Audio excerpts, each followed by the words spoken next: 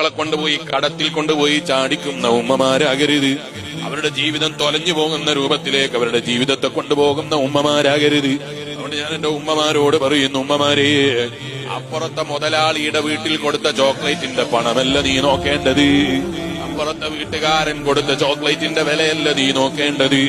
നിന്റെ മകന്റെ ശമ്പളത്തിലേക്കാണ്, നിന്റെ ജീവിതത്തിലേക്കാണ്, അവന്റെ ജീവിതത്തിലേക്കാണ്. കഴിയാത്തത് കൽപ്പിച്ചിട്ട് ആ കുട്ടി കഴിയാത്തത് എടുത്തിട്ട് പിന്നെ കടത്തിലായി പോയാൽ പിന്നെ ആര് സംവിധാനിക്കും? പിന്നെ ആര് കൊണ്ടുപോയി അവനെ സമാധാനിപ്പിക്കും?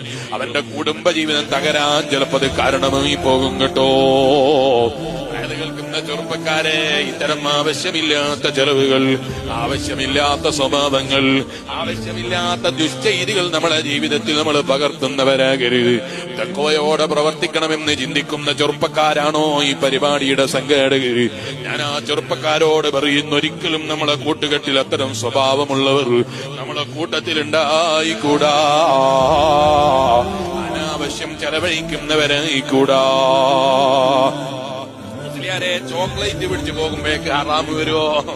ചില ആളുകളെ സംശയമാണ്, ഇതെന്തൊരു ഇസ്ലാമാണ്? 6-ാം നൂറ്റാണ്ട് പറയേണ്ട മതാണല്ലോ ഈ മതം, ഇപ്പോഴും ഒരു മാറ്റം വരുത്താത്ത മതാണല്ലോ. ചോക്ലേറ്റ് പിടിക്കല് ഹറാമാണ് എന്നാണോ ഞാൻ ഇപ്പൊ പറഞ്ഞത്? അല്ല.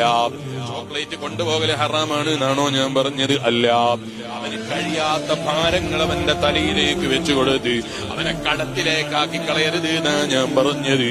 അത് ഇസ്ലാമല്ലേ? ഏതൊരു ബുദ്ധിയുള്ളവരും അറിയുന്നതാണ്, പറയേണ്ടതില്ലല്ലോ. അവൻ ചില പെങ്ങന്മാര് പറയും, അതൊന്നുമില്ലാതെ ഞങ്ങൾ എങ്ങനെ പോകല്? നിന്റെ വിവാഹം ചിലപ്പോ കഴിഞ്ഞിട്ടുണ്ടാകാം, അല്ലെങ്കിൽ നിന്റെ വിവാഹം ചിലപ്പോൾ നേരത്തെ കഴിഞ്ഞു പോയിട്ടുണ്ടാകാം. നിന്റെ പുതിയ ആപ്പിൾ അങ്ങനെ ചെയ്തിട്ടില്ലല്ലോ എന്ന് അവന് ചോദിക്കാൻ ധൈര്യമില്ലാത്തത് കൊണ്ടാണ്. താനോടത് പറഞ്ഞ അതവ് കേടാകൂലെന്ന് വിചാരിച്ചിട്ടാണ്. ആവശ്യമില്ലാത്ത ഇത്തരം ദുസ്വഭാവങ്ങൾ ഭാരങ്ങളായി ചെറുപ്പക്കാർക്ക് വെച്ചുകൊടുത്താൽ അവരെ വിവാഹം ചിലപ്പോൾ സമയത്തിന് കഴിക്കാൻ അവർക്ക് സാധിക്കൂല. ഹറാമിന്റെ വഴികളിലേക്ക് അവരെ പോകാൻ അത് കാരണമാണ്.